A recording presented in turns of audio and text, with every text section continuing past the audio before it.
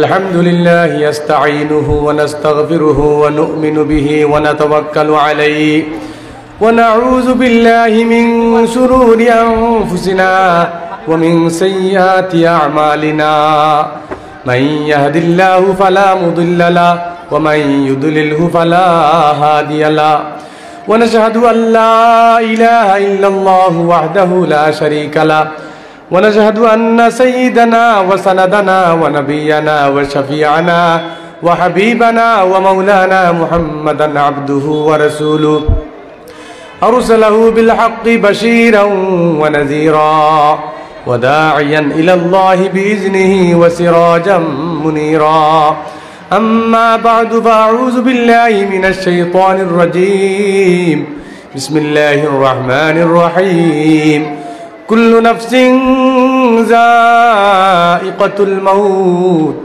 ثم إلينا ترجعون وقال النبي صلى الله عليه وسلم القبر روضة من رياض الجنة أو حفرة من حفر النار وقال تعالى إن الله وملائكته يصلون على النبي يا أيها الذين آمنوا صلوا عليه وسلموا تسليما صلى الله على سيدنا ومولانا محمد وعلى آله وأصحابه وسلم আলহামদুলিল্লাহ। মহান আল্লাহ তাআলার দরবারে লাখো কোটি শুকরিয়া যে আল্লাহ তাআলা আমাদেরকে দিনী একটি মাহফিলে আসার বসার এবং কিছু কথা বলার তৌফিক দান করেছেন, এজন্য শুকরিয়া আদায় করি। আমরা সবাই বলি আলহামদুলিল্লাহ।